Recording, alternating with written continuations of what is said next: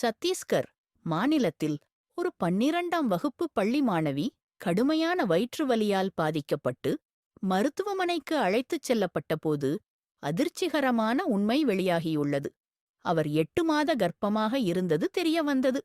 மாணவியின் பெயர் ரியா சர்மா, கற்பனையான பெயர் என்று அழைப்போம். சில மாதங்களுக்கு முன்பு அதே மருத்துவமனைக்கு வயிற்று வலி காரணமாக அழைத்துச் செல்லப்பட்டபோது மருத்துவர்கள் கர்ப்ப பரிசோதனை எதுவும் செய்யாமல் வயிற்றில் கட்டியிருக்கலாம் என்று கூறி சில மாத்திரைகளை மட்டுமே கொடுத்து அனுப்பியிருந்தனர். பெற்றோரும் அதை சாதாரண வயிற்று பிரச்சினை என்று கருதி பின்னர் கண்டு கொள்ளாமல் விட்டுவிட்டனர்.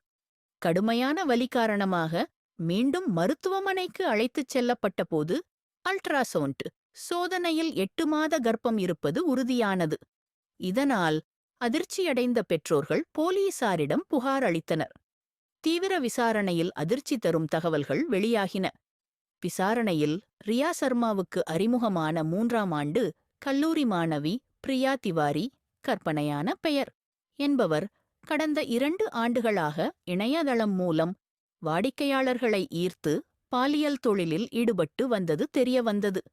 சுகபோகமாக வாழ்வதற்கும் குடும்பத்தின் பொருளாதார நிலையை மேம்படுத்துவதற்கும் இதைத் தொடங்கியதாக அவர் கூறியுள்ளார். பிரியா தன் வசதியான வாழ்க்கையை பார்த்த ரியா எப்படி பணம் சம்பாதிப்பது என்று கேட்டதாகவும், அதற்கு பிரியா உனக்கு விருப்பம் இருந்தால் செய்யலாம் என்று கூறியதாகவும், ரியாவும் விருப்பப்பட்டு இத்தொழிலில் இறங்கியதாகவும் விசாரணையில் தெரிவித்துள்ளார். கர்ப்பம் எப்படி ஏற்பட்டது என்ற கேள்விக்கு அதிர்ச்சிகரமான பதில் அளித்துள்ளார் பிரியா. ஒருமுறை நாங்கள் இருவரும் ஒரே வாடிக்கையாளரை சந்தித்தோம். அவர் என்னுடன் உறவு கொள்ளும்போது பயன்படுத்திய ஆணுறையை திருப்பி ரியூஸ்டு அணிந்து கொண்டு ரியாவுடன் உறவு கொண்டார்.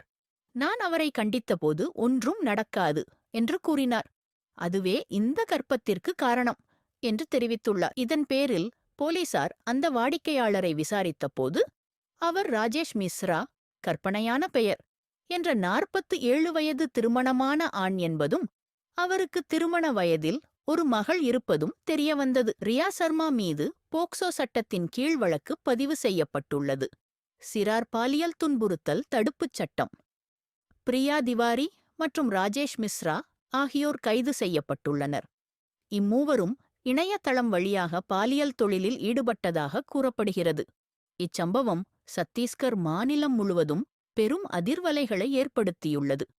இளம் மாணவிகள் இணையதளம் மூலம் பாலியல் தொழிலுக்கு இழுக்கப்படுவது, பாதுகாப்பற்ற உறவு முறைகள், பெற்றோர்களின் கண்காணிப்பின்மை ஆகியவை குறித்து பல கேள்விகளை எழுப்பியுள்ளது. காவல்துறையினர் மேலும் விசாரணை நடத்தி வருகின்றனர்.